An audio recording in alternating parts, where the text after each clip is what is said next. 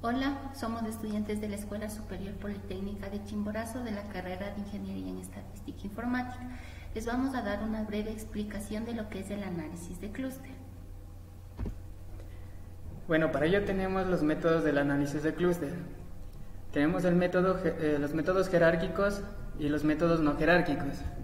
Los métodos jerárquicos se subdividen en aglomerativos y disociativos. Y los aglomerativos se subclasifican en el vecino más próximo o también vecino más cercano. También tenemos lo que son el método de vecino más lejano, el promedio entre grupos, método de centroide, método de la media, método de Ward. Disociativos también se subclasifican en el vecino más próximo, el vecino más cercano, en promedio entre grupos, método de centroide, método de la media, método de Ward y análisis de asociación. En los no jerárquicos tenemos una subclasificación de la reasignación y a la vez se subdivide en K-medias y nubes dinámicas. La búsqueda de densidad se subdivide en análisis modal, métodos de TAXAP, método de Fortin, método de Wolf. ¿Sí? Y también tenemos lo que es los métodos directos, block clustering, métodos reductivos, análisis factorial tipo. Bueno, en este curso, en este video, estaremos hablando de lo que son de los métodos jerárquicos, ¿sí? Métodos jerárquicos que se subclasifican en aglomerativos, y los no jerárquicos subclasificados en reasignación y a la vez en K-medias. Bueno, entonces el análisis de clúster, ¿sí? Es un método estadístico multivariante de clasificación automática de datos. A partir de una tabla de casos variables, trata de situar los casos en grupos homogéneos, conglomerados o clúster no conocidos de antemano pero sugeridos por la propia esencia de los datos. De manera que los individuos o casos que puedan ser considerados similares, ¿sí? Sean asignados a un mismo clúster, mientras que los individuos, casos diferentes, es decir, de similares, se localicen en clústeres distintos. Entonces, como objetivo general del análisis de clúster es la clasificación, lo que es clasificar. Por ejemplo, aquí tenemos el clúster 1 y el clúster 2. El análisis de clúster nace en los años 30 en estudios de biología, aunque su uso no se extendió hasta los años 60. Hoy en día se utiliza en muchas disciplinas para clasificar individuos según su personalidad, para clasificar países según variables socioeconómicas, para clasificar animales, para el reconocimiento de formas en la minería de datos, para identificar grupos de clientes a los que les puede interesar un nuevo producto. Sí, entonces la creación de grupos basados en similaridad de casos exige una definición de este concepto o de concepto distancia entre observaciones. La variedad de formas de medir diferencias multivariables proporciona diversas posibilidades de análisis. Según la distancia que se elige, se obtendrá una clasificación de los datos de otro. Sí, entonces aquí vamos a hablar lo que es el análisis de clúster jerárquico. Sí, es frecuente en muchas investigaciones la necesidad de clasificar los datos en grupos con estructura arborescente de dependencia de acuerdo con diferentes niveles de jerarquía. Así, en el análisis de clúster jerárquico se configuran grupos con estructura arborescente, de forma que clústeres de niveles más bajos van siendo englobados en otros niveles superiores. Bueno, tenemos ahí los pasos del análisis de clúster jerárquico. Como paso 1 se parte de una tabla de casos variables donde aparecen mediciones de p variables sobre n casos o individuos. ¿Sí? Entonces aquí tenemos una tabla en donde estas son los individuos o casos, y en estas se representan las p variables. ¿Sí? Como paso 2, la matriz anterior, es decir, n por p, se ha de transformar en una matriz de distancias o similitudes, n por n. Estas distancias se calculan entre pares de individuos o observaciones a través de las variables de que sí.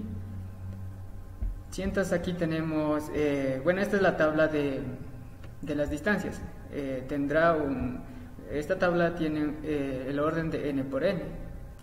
El paso 3, seleccionar algunos de los métodos disponibles para la formación de clúster en función de las distancias o similitudes calculadas anteriormente.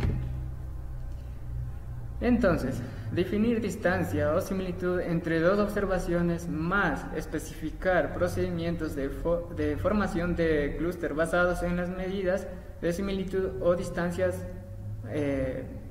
es una dificultad o son dificultades. Distancia entre observaciones. Sí, las variables que pueden aparecer son de distinto tipo, para las cuales el concepto de distancia es diferente. Ahí tenemos lo que son los tipos de variables. Sabemos que los tipos de variables son de tipo cuantitativas y cualitativas. En las cuantitativas tenemos lo que son las continuas y discretas, mientras que en las cualitativas las nominales y las ordinales. Variables cualitativas nominales. Sí, entonces cuando la variable puede formar varios estados y a cada uno de ellos se le puede asignar un código numérico. Por ejemplo, estado civil, que puede tomar los siguientes estados. Soltero puede tomar el estado 1, casado el estado 2, separado el estado 3 y viudo el estado 4. ¿Sí? Un caso particular de las variables nominales son las dicotómicas, en que solo hay dos estados, habitualmente representados por el 0 y 1. Variables cualitativas ordinales. Si los estados de estas variables pueden ordenarse de un modo relevante para el problema, se denominan variables ordinales. Por ejemplo, la mejoría de un alumno catalogado como nada, muy poca o mucha, se le puede asignar los números del 1 al 4 y aquí el número es relevante. Variables cuantitativas. Por último tenemos lo que son las variables métricas, continuas o discretas, como por ejemplo las variables peso, altura, suelo, edad, número de antenas, número de hijos, etc. Concepto de distancia. Bueno, aquí tenemos lo que es el concepto de distancia, que es una parte fundamental que se debe tomar en cuenta para el análisis de clúster. En general puede ser para lo que es para el clúster jerárquico o no jerárquico, que ya mismo lo vamos a ver. La distancia entre dos objetos cualesquiera de la tabla de datos iniciales se define como una función que a todo par de objetos le asigna un número real y solo uno. Sí, una distancia debe cumplir las siguientes propiedades, que cuando estamos calculando la distancia entre la misma observación, es decir, entre el mismo individuo, es igual a 0. La distancia, para la observación 1 y observación 2 es igual a la distancia de la observación 2 y la observación 1, es decir, son simétricas. Y ahora la distancia de la observación 1 con la observación 2 es menor o igual que la distancia de la observación 1, observación 3 más la distancia de la observación 2 y la observación 3. Sí, estas son las propiedades que debe cumplir una distancia. Concepto de distancia. Seguimos con el concepto de distancia. Entonces tenemos lo que es la distancia entre dos observaciones cualesquiera de la tabla de datos iniciales. Se define como una función que mide el grado de cercanía o de similitud de dicho par de observaciones. Distancias para variables continuas. Para variables métricas, la distancia más utilizada es la distancia euclidia, que para el caso de dos variables coincide con la distancia entre dos puntos del plano. Sí, entonces aquí con esta ecuación podemos determinar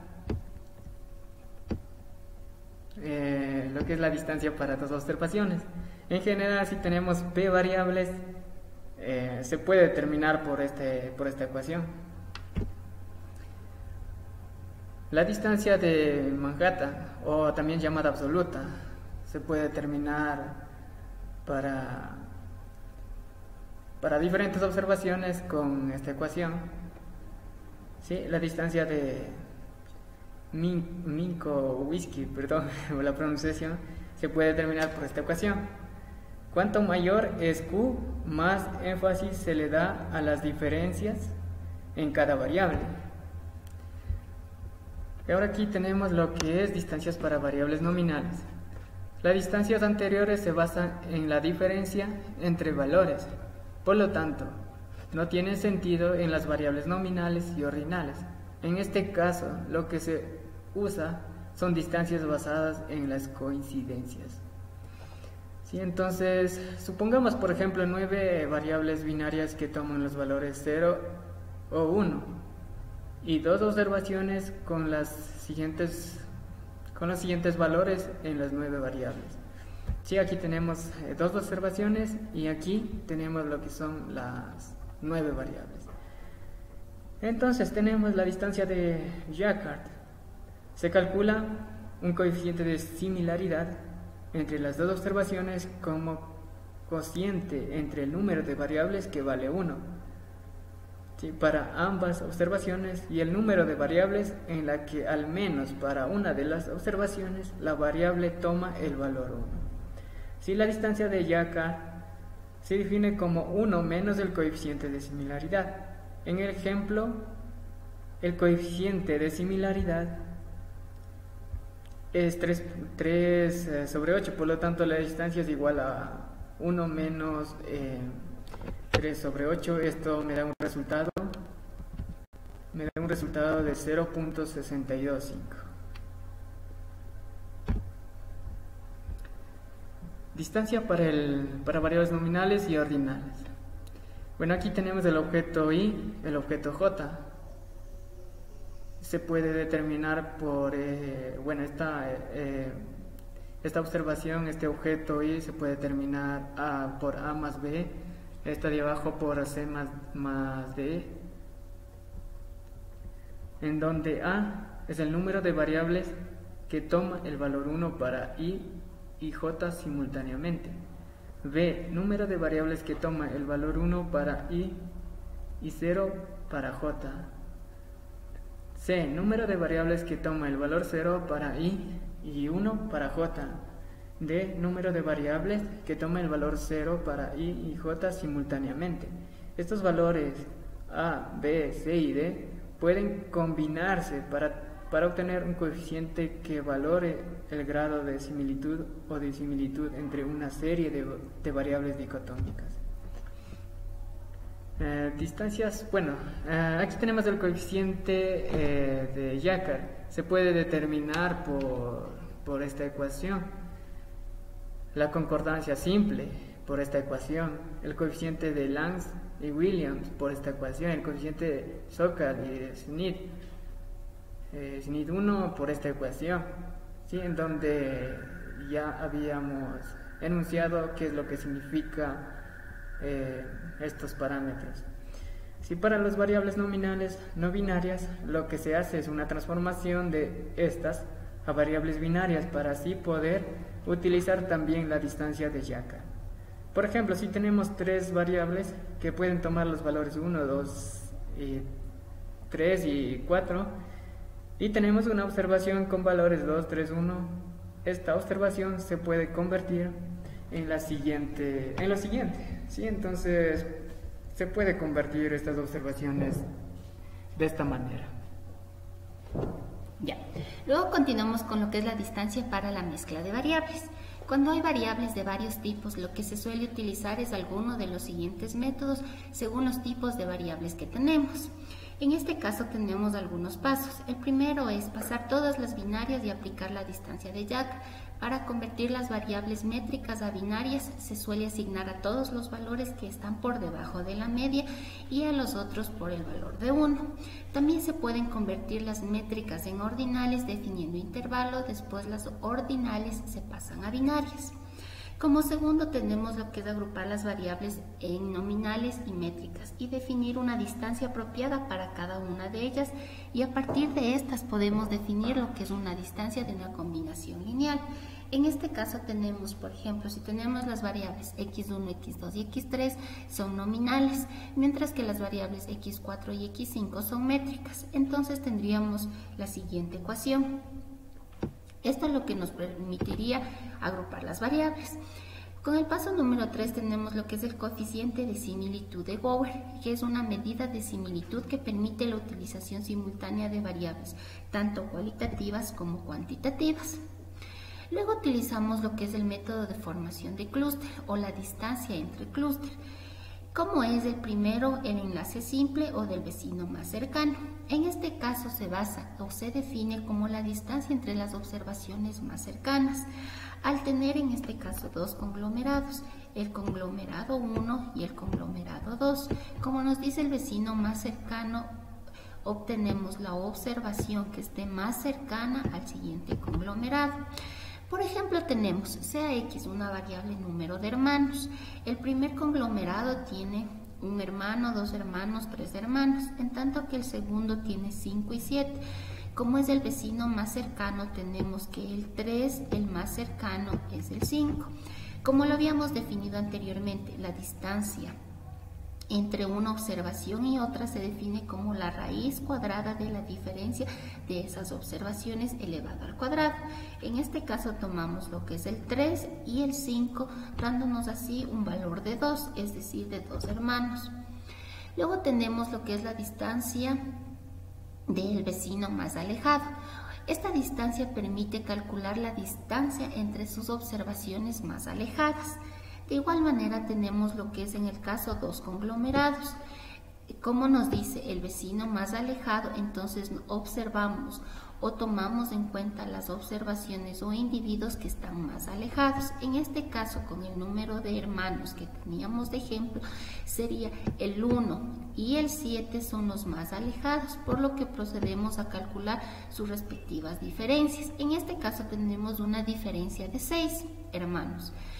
Tenemos lo que es el enlace por agrupación de centroides. En esta distancia, dos clústeres se define como la distancia entre sus centros o centroides.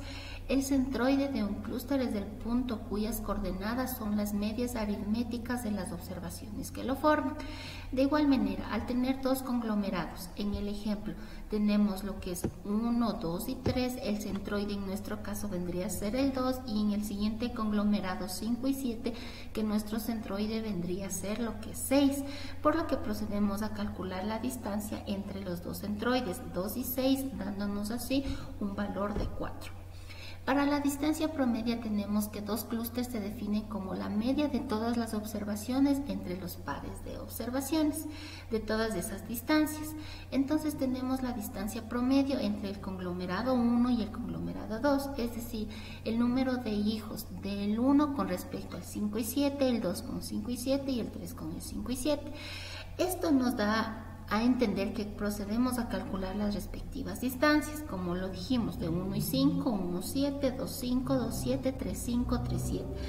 Como es una distancia promedio, calculamos la distancia entre el clúster 1 y el clúster 2, dándonos así la suma de las distancias respectivas sobre 6, dándonos así un total de 4. Luego tenemos lo que es el método de Ward. Cada grupo se caracteriza por la suma de los cuadrados de las desviaciones de cada observación del centroide del mismo, representado por SSS, y la distancia entre dos grupos se define como el aumento que se produce en la suma de cuadrados y ambos grupos que agregan a uno solo. En este caso tenemos los dos conglomerados, en los cuales el 1 era 1, 3, 2 y 5 y 7. Procedemos así a calcular cada uno de los centroides del mismo para cada respectivo conglomerado, dándonos así para el primero 2, para el segundo 2 y para el total nos saldrá el día un cuarto. Entonces la distancia entre el clúster 1 y el clúster 2 nos da un total de 19.2. Si unimos estos dos grupos de nuevo con el centroide, tenemos que nos da un valor de 3.6 y por lo tanto el total de todo esto nos saldría un valor de 23.2, como lo indicamos en la siguiente función, reemplazando cada uno de los valores del centroide. Ya, entonces para elegirlo de mejor manera estos métodos, lo que debemos hacer es elegir la distancia o similitud entre las observaciones. Luego elegimos el método de formación de clúster para luego realizar el análisis de clúster jerárquico. Este análisis configura los grupos con estructuras arborescentes de forma de clúster de niveles más bajos que van siendo englobados en otros niveles superiores. Todo esto nos permite partir de grupos iniciales como individuos que trata de conseguir agrupaciones sucesivas entre ellos y de forma progresivamente que se vayan integrando los clústeres a los cuales ellos se agrupan y se unirán entre sí en su nivel superior formando grupos mayores y más tarde se juntarán hasta llegar a un clúster final que tiene todos los casos analizados. Tenemos lo que es un dendrograma, que es una representación gráfica de las etapas de la formación de grupos. En este caso podemos ver en el siguiente gráfico cómo se forman nuestros clústeres a partir de la formación. En este caso tenemos la primera etapa que se forma con el individuo 4, con el 5 para formar el clúster A. Asimismo tenemos en la segunda etapa que se une el individuo 2 con el 3 hasta formar el clúster B y así sucesivamente para cada uno de los conglomerados. La decisión sobre qué número de grupos se debe tomar en función del método que vayamos a elegir de acuerdo al enlace simple, enlace completo o método de Ward, según lo que usemos se puede realizar una clasificación u otra. Este proceso, entonces, a medida de que transcurren estas etapas, se van formando nuevos clústeres. En este caso tenemos por unión de individuos, por unión de individuo con un grupo previo o por unión de dos grupos anteriores entre los que existe la menor distancia. El proceso finaliza con un único clúster que contiene todos los individuos agrupados con características similares, en donde se tiene un esquema de aglomeración para quedarnos con una solución de clúster aceptable. Finalmente concluimos lo que es con un análisis de clúster no jerárquico. Dentro de este se encuentra principalmente el análisis del algoritmo de K-medias. Este caso es un proceso de las observaciones se asignan a unos clústeres que el propio análisis configura sin que haya una relación entre unos grupos u otros, ya que se necesita un número experto fijado de antemano del número de clúster que suele agruparse los datos. En este caso no se sabe a priori con exactitud cuántas agrupaciones necesitamos hacer, por lo que esta clasificación sería necesario o es indispensable realizar un grupo que tenga el menor número de observaciones posibles. Esta condición se denomina criterio de varianza y se lleva a seleccionar una configuración cuando la suma de las varianzas dentro de cada grupo sea mínima. Esta condición supone o el más aceptable para que esto se cumpla es el algoritmo de las K-medias. ¿Qué es el algoritmo de las K-medias? Este algoritmo parte de una primera configuración arbitraria de los clústeres con sus correspondientes medias, eligiendo un primer individuo de arranque de cada grupo y asignando posteriormente cada caso a un clúster o grupo según el efecto que esta asignación cause sobre la varianza de los grupos. Este es un aspecto muy importante que hay que tomar en cuenta en el análisis de las K-medias.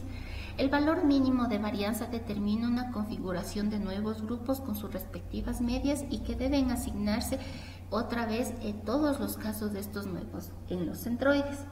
Este proceso se repite hasta que ninguna transformación pueda disminuir más la varianza intragrupos o se alcance otro criterio de parada, como puede ser un número limitado de iteraciones o simplemente que la diferencia obtenida entre los centroides de dos pasos consecutivos sea menor que un valor prefijado.